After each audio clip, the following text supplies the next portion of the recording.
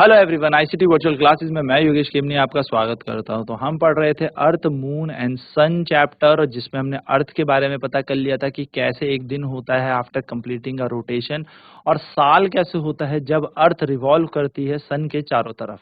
तो उसी चर्चा को आगे बढ़ाते हैं और चलते हैं डिजिटल बोर्ड की तरफ, जिसमें हम समझेंगे सारे की concept regarding the rotation and the revolution of the earth. So ये सारे कॉन्सेप्ट हम समझ गए थे कि रोटेशन ऑफ अर्थ से हमारा एक डे होता है, एंड रोटेशन एक तरीके का मोशन होता है जिसमें बॉडी पीरियोडिकली अपनी ओरिजिनल पाथ में वापस आ जाती है ना। तो रोटेशन से ही क्या होता है, डे एंड नाइट होता है। नेक्स्ट अगर देखा जाए तो हमने ये देख लिया था रिवॉल्यूशन ऑफ द अर्थ, यानी कि जब अर्थ सन के चारों तरफ एक चक्कर काटती है, कंप्लीट एक चक्कर काटती है, तो उसको कम से कम 365 दिन लगते हैं। वैसे हम इसको बोलते हैं 365 दिन, 6 घंटे अप्रोक्सीमेट लगता है, लेकिन हम यहाँ पर 365 दिन में एक साल को कंसीडर कर रहे हैं, है ना। तो 365 दिन के बाद अर्थ अपनी ओरिजिनल पोजीशन में वापस आ जाती है, जिसको हम 1 ईयर कहते हैं, एक वर्ष कहते हैं। जो सीजन होते हैं या जो मौसम आते हैं, ये सीजन भी अर्थ के रोटेशन के कारण, और डे और नाइट अर्थ के रोटेशन के कारण आते हैं, एंड रिवॉल्यूशन के कारण आते हैं, हमारे सूरज के चारों तरफ चक्कर काटने से आते हैं। सीजन्स भी हमारे इस अर्थ को मिलते हैं। तो जैसे कई बार आप देखेंगे नॉर्दर्न हेमिस्फीयर में अगर गर्मी हो रही है तो सदर्न हेमिस्फीयर में नहीं हो रही होगी, क्योंकि सूरज इक्वेटर से ऊपर या इक्वेटर से नीचे मूव ऑन करता है। ठीक है, तो इस तरीके से बेसिकली हमने सारी चीजें यहाँ पर डिस्कस कर ली थी। So now the fascinating fact is, at the north pole the sun rises in the east. ठीक है, तो नॉर्थ पोल में जो सनराइज होता है वो ईस्ट में होता है। Direction on the equinox day 21 and remain continuously in the sky for 6 month. और नॉर्थ पोल में पता है 6 महीने तक रहेगा पूरा सन, यानी कि सेट होता है 22 सितंबर को। तो 21 मार्च को अगर सन आएगा तो 22 सितंबर तक ये पूरा का पूरा सन वहीं का वहीं पर रहेगा, यानी कि वहां उजाला ही उजाला रहेगा नॉर्दर्न हेमिस्फीयर में। ठीक है, नॉर्थ हेमिस्फीयर, नॉर्थ पोल पे तो कंप्लीट उजाला रहता है, रात होती ही नहीं। और इन 6 महीने जो साउथ पोल है वो एकदम अपोजिट बिहेवियर करता है, यानी कि वहां पर एकदम अंधेरा, सनराइज होता ही नहीं है, वहां पर अंधेरा रहता है। एंड नेक्स्ट 22 सितंबर को यहाँ पर सनराइज हो जाएगा साउथ पोल में, और 6 मंथ तक पूरा वहां पर क्या रहता है, फिर डार्कनेस रहता है।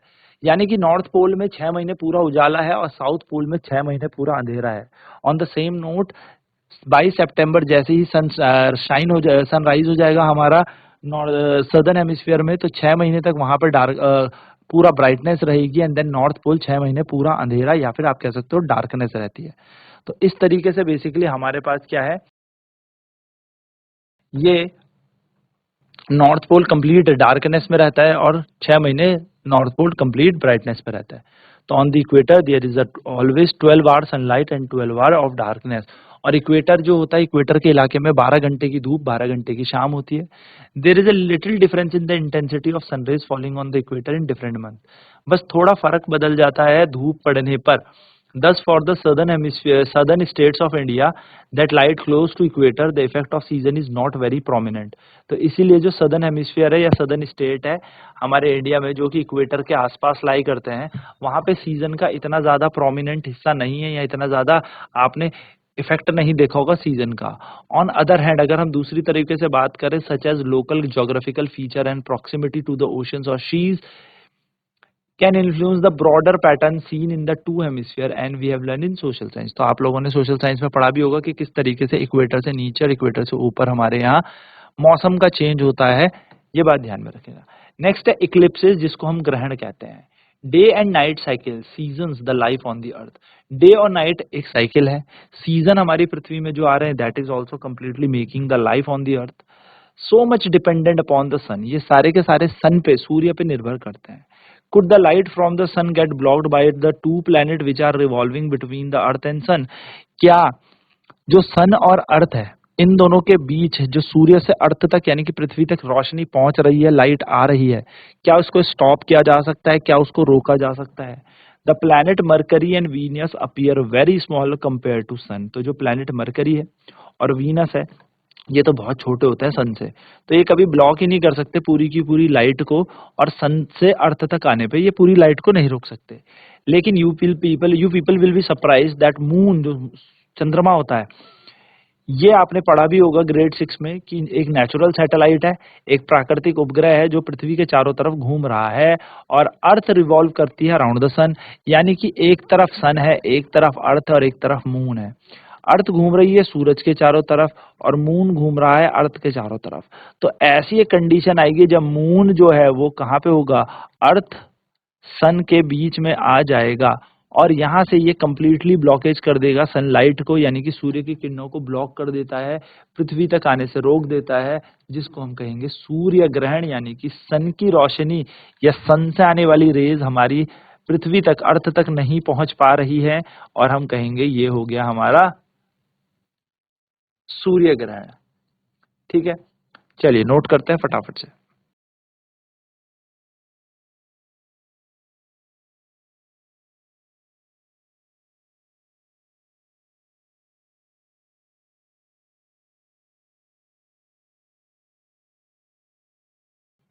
नाउ सबसे पहला ऑप्शन है solar eclipse. At certain times the moon can come in between the sun and the earth. तो कई बार क्या होगा, जो चंद्रमा है वो सूर्य और पृथ्वी के बीच में आ जाएगा, याद रखना, ठीक है, मून बीच में आता है।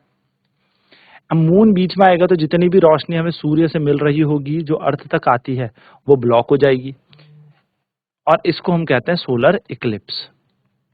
तो सोलर इक्लिप्स में क्या होता है, मून बीच में आ जाता है, ठीक है, मून बीच में आ जाएगा। तो you may wonder how the moon which is smaller than sun. तो आप यहाँ पर वॉन्डर करेंगे, थोड़ा सा आप चिंतित होंगे, सोचेंगे या अचंभे में होंगे कि मून कैसे बीच में आ गया भाई सन और अर्थ के, और ये लाइट कैसे ब्लॉक हो गई दैट जो सन से हम तक पहुंचती है। तो आप अपने एक दोस्त से ask your friend in stand to front of your distance for about 5 metre. आप अपने एक दोस्त से कहो कि 5 मीटर की दूरी पर खड़े हो जाओ। Consider is head to be sun, और उसके हेड को सन मानना। नाउ क्लोज वन आई, एक आंख बंद करना और show the thumb up with your outstretched hand towards your friend. तो एक अपना हाथ अपने थंब को थोड़ा सा स्ट्रेच करना है ऐसे, इस तरीके से, और एक आंख अपनी बंद कर लेना। नाउ अपने दोस्त के हेड को कवर कर लेना इस थंब से। Now can you cover the entire head of your friend with the help of a thumb. क्या आप अपने पूरे थंब की हेल्प से अपने पूरे इस पूरे हेड को छुपा सकते हो अपने दोस्त के? Even though your thumb is so much small, जबकि आपका थंब तो बहुत छोटा है साइज में, आपके फ्रेंड के हेड के साइज के कंपैरिजन तो आपका अंगूठा बहुत छोटा है। हाउ कुड इट बी, ऐसा कैसे हो सकता है? The size of an object as seen by our eye also known as apparent size.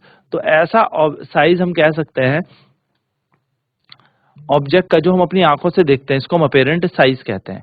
Depend upon both it actually physical size and distance from you, the thumb being much closer to you as compare to your friend, है ना।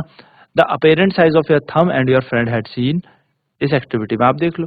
तो आपको यहाँ से क्या पता लगेगा, आपने एक अंगूठे की हेल्प से पूरे फ्रेंड के पूरे हेड को ही ब्लॉक कर दिया। तो ऐसा ही होता है कि आपका थंब तो छोटा है, वैसे ही मून भी बहुत छोटा है, लेकिन जो सन है स्काई में वो दोनों के दोनों सिमिलर देखे जाते हैं जब अर्थ से देखे जाए। तो ऐसा होने से होगा क्या, मून जो है तो बहुत छोटा फिजिकल साइज में, लेकिन मून जो है हमारे पास बहुत है कंपेयर टू सन, यानी कि अर्थ के ज्यादा पास है। इसलिए मून जो है वो पूरा का पूरा सन को क्या कर लेता है, कवर अप कर लेता है, पूरा का पूरा सन को छुपा देता है। ठीक है, चलिए नोट करेंगे फटाफट।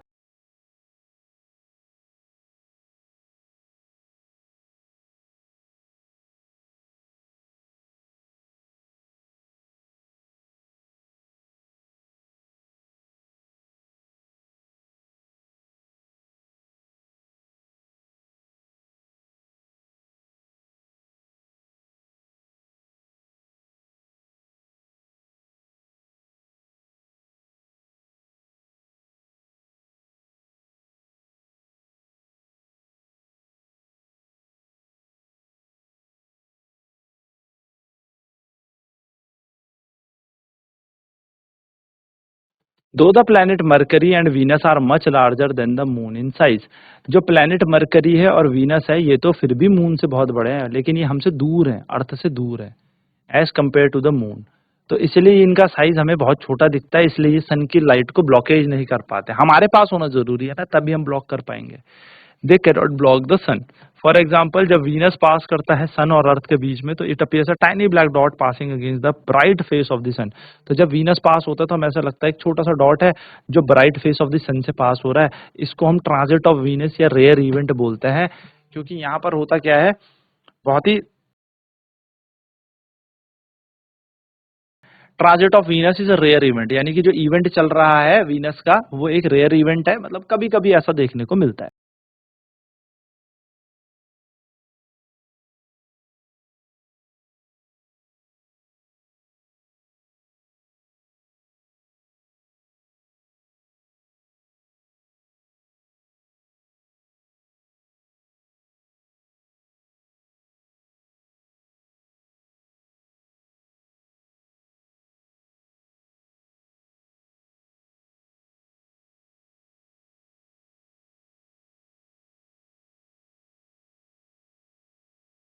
तो जो फिगर 12.13 है जो हमने अभी अब देखना है, ये ये हमारे एक सोलर इक्लिप्स यानी कि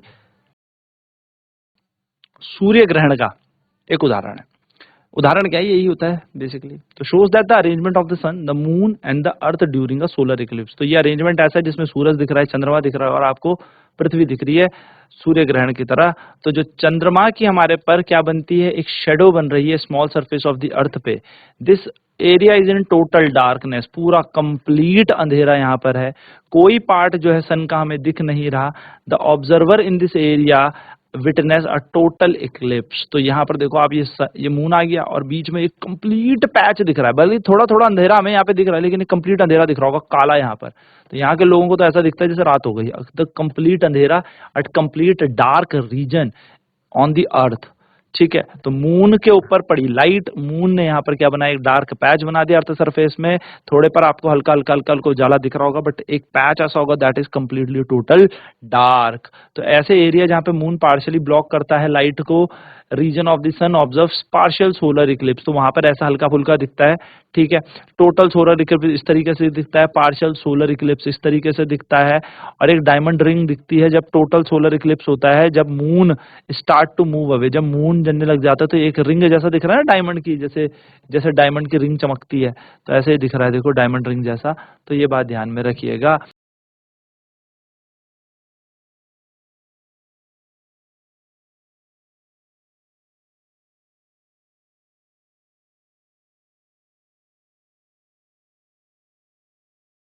सो ऐसा में एक रिंग जैसा भी दिखता है, तो बेसिकली यही है। तो during a solar eclipse for a few minute it turn dark during the day as no sunlight reaches the अर्थ।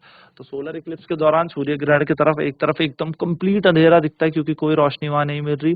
अर्थ की रोटेशन के कारण the motion of the object in its orbit, the moon shadow move across the surface of the अर्थ। और क्योंकि पृथ्वी भी घूम रही है, moon भी पृथ्वी के चारों तरफ चक्कर लगाता है, तो ये एक कंप्लीट पैच जो है वो सरफेस ऑफ द अर्थ के ऊपर घूमता रहता है।